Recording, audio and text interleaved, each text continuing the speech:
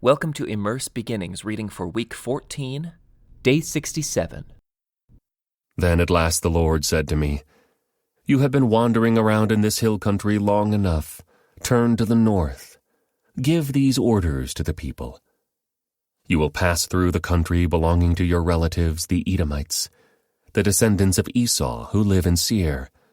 The Edomites will feel threatened, so be careful. Do not bother them, for I have given them all the hill country around Mount Seir as their property, and I will not give you even 1 square foot of their land. If you need food to eat or water to drink, pay them for it. For the Lord your God has blessed you in everything you have done. He has watched your every step through this great wilderness. During these 40 years, the Lord your God has been with you, and you have lacked nothing." So we bypassed the territory of our relatives, the descendants of Esau who live in Seir. We avoided the road through the Arabah valley that comes out from Elath and Ezion Geber. Then, as we turned north along the desert route through Moab, the Lord warned us, "Do not bother the Moabites, the descendants of Lot, or start a war with them. I have given them Ar as their property, and I will not give you any of their land." A race of giants called the Emites had once lived in the area of Ar. They were as strong and numerous and tall as the Anakites, another race of giants. Both the Emites and the Anakites are also known as the Rephaites, though the Moabites call them Emites.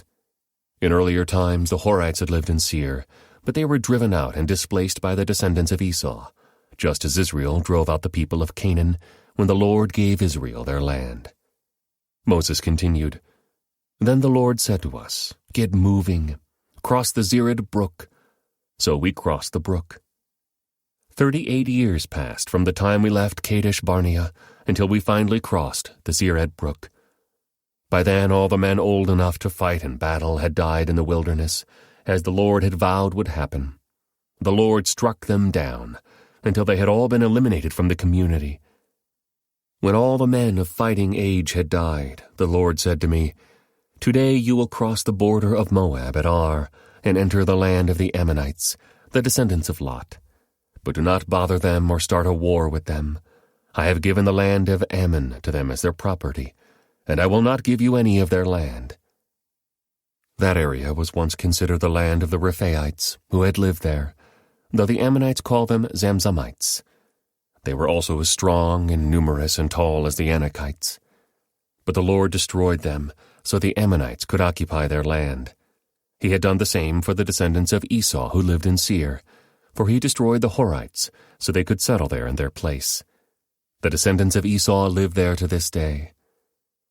A similar thing happened when the Caphtorites from Crete invaded and destroyed the Avites, who had lived in villages in the area of Gaza. Moses continued, "Then the Lord said, 'Now get moving. Cross the Arnon Gorge. Look, I will hand over to you Sihon, the Amorite king of Heshbon, and I will give you his land.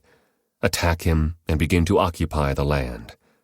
Beginning today, I will make people throughout the earth terrified because of you. When they hear reports about you, they will tremble with dread and fear.'" Moses continued, "From the wilderness of Kedemoth, I sent ambassadors to King Sihon of Heshbon with this proposal of peace. 'Let us travel through your land. We will stay in the main road and won't turn off into the fields on either side. Sell us food to eat and water to drink, and we will pay for it. All we want is permission to pass through your land.' The descendants of Esau who live in Seir allowed us to go through their country, and so did the Moabites who live in Ar. Let us pass through until we cross the Jordan into the land the Lord our God is giving us."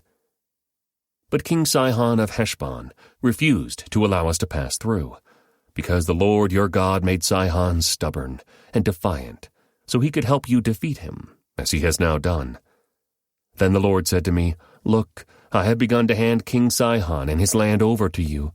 Begin now to conquer and occupy his land." Then King Sihon declared war on us and mobilized his forces at Jahaz.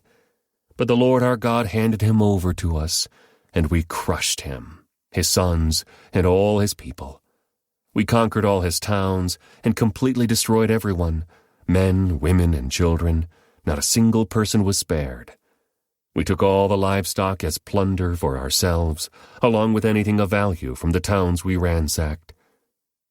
The Lord our God also helped us conquer Aroer on the edge of the Arnon Gorge, and the town in the gorge, and the whole area as far as Gilead. No town had walls too strong for us. However, we avoided the land of the Ammonites all along the Jabbok River, and the towns in the hill country, all the places the Lord our God had commanded us to leave alone. Next we turned and headed for the land of Bashan, where King Og and his entire army attacked us at Edrei. But the Lord told me, "Do not be afraid of him, for I have given you victory over Og and his entire army, and I will give you all his land. Treat him just as you treated King Sihon of the Amorites, who ruled in Heshbon." So the Lord our God handed King Og and all his people over to us, and we killed them all. Not a single person survived. We conquered all 60 of his towns, the entire Argob region in his kingdom of Bashan. Not a single town escaped our conquest. These towns were all fortified with high walls and barred gates. We also took many unwalled villages at the same time.